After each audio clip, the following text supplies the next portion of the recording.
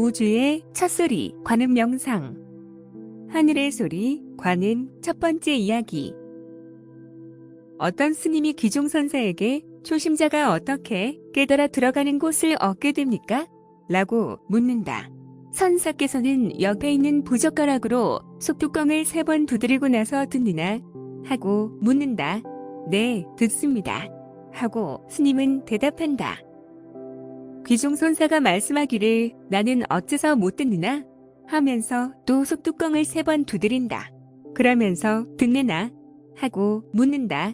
어떤 스님이 말하기를 듣지 못합니다 하면서 말한다.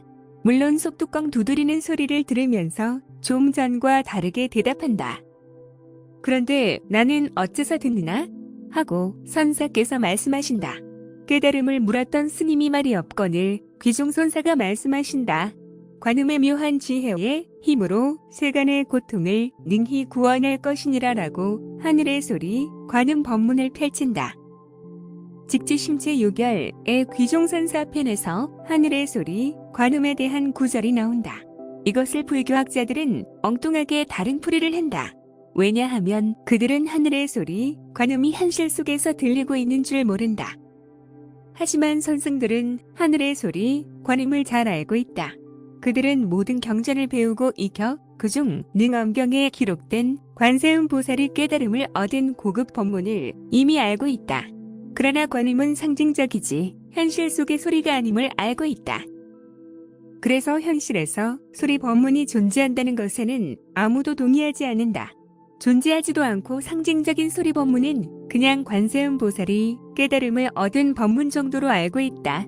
그러나 막상 하늘의 소리, 관음을 득한 후에는 생납을 애써 감춘다. 이명처럼 들리는 소리 법문은 모두를 경이롭게 하고 또 수행의 종결자로서 등장한다. 모든 소리는 육체의 귀에서 들린다. 귀가 아닌 다른 곳에서 굳이 논하자면 관음은 처음에는 머리 가장자리에서 들린다. 그러다가 점차 백회엘로 가까이서 들린다. 관음은 영적인 소리다. 물질의 입차와 파동 중에서 수행을 통해서 본성이 맑아지면 물질의 파동을 들을 수 있다. 특별한 생명존 종사상을 가지고 있어야만이 그 파동을 듣는 것이 아니다. 마음을 내려놓고 맑음을 증득하면 그리고 등급이 되면 자연스럽게 들리게 된다.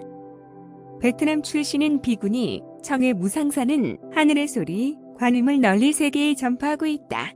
그뿐만 아니라 자기의 입지를 키워 새로운 깨달음의 방편으로 소개한다.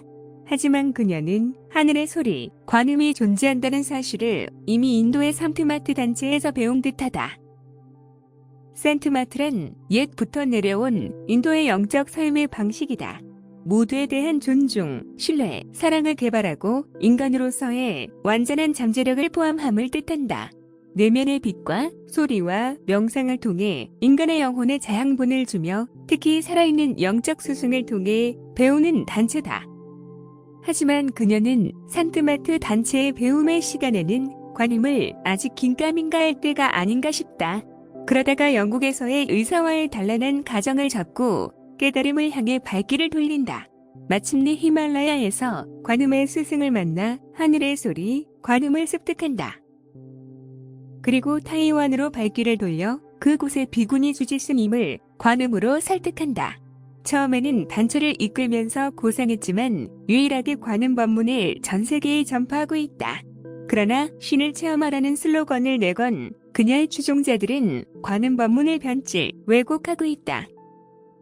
아무리 훌륭한 법문인 하늘의 소리, 관음 역시도 집착하고 신봉하다 보면 관음 신통에 빠지게 된다. 응무소주의 생기심, 응당 머무름이 없는 마음이 되지 않으면 신통에 빠지게 된다. 오롯이 집착이 없는 무주와 무착과 무상만이 깨달음을 만날 수 있다. 그들은 5년 동안 생명존 종사상을 지키고 스승의 가르침을 따르면 하늘의 소리, 관음을 들을 수 있다고 한다. 그러나 그렇지 않다. 누구나 맑아지면 들을 수 있는 소리 법문이다. 하지만 백회의 계혈 없이는 하늘의 소리, 관음은 아무런 소용이 없다. 필자가 소리 법문을 3년 만에 득한 후 관음을 펼친다. 하지만 백회혈의 도움 없이는 무늬만 소리 법문이지 아무런 법력이 나오지 않는다.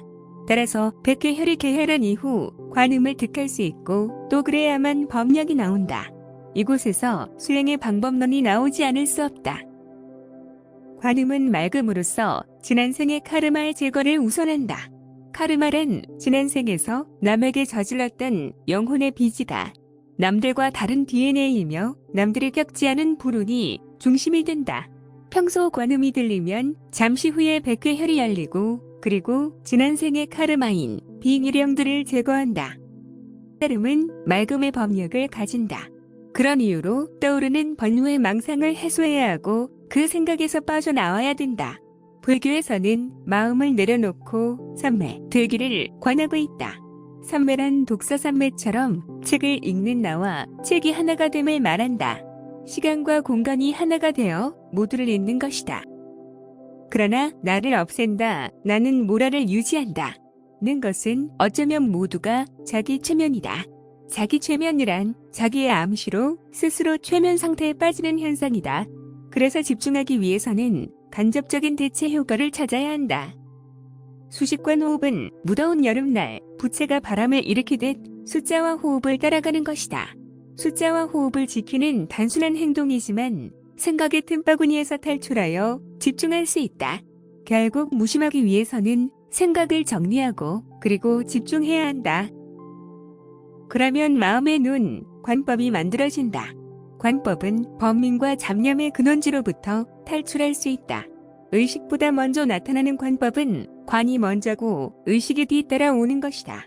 마음을 내려놓고 집중을 할 때 우리의 의식은 사라지고 관법은 마침내 두뇌의 백회혈을 두드린다. 약한 듯 강한 듯 폭풍우처럼 밀어붙이는 압박감은 마침내 백회의 경혈을 개혈한다.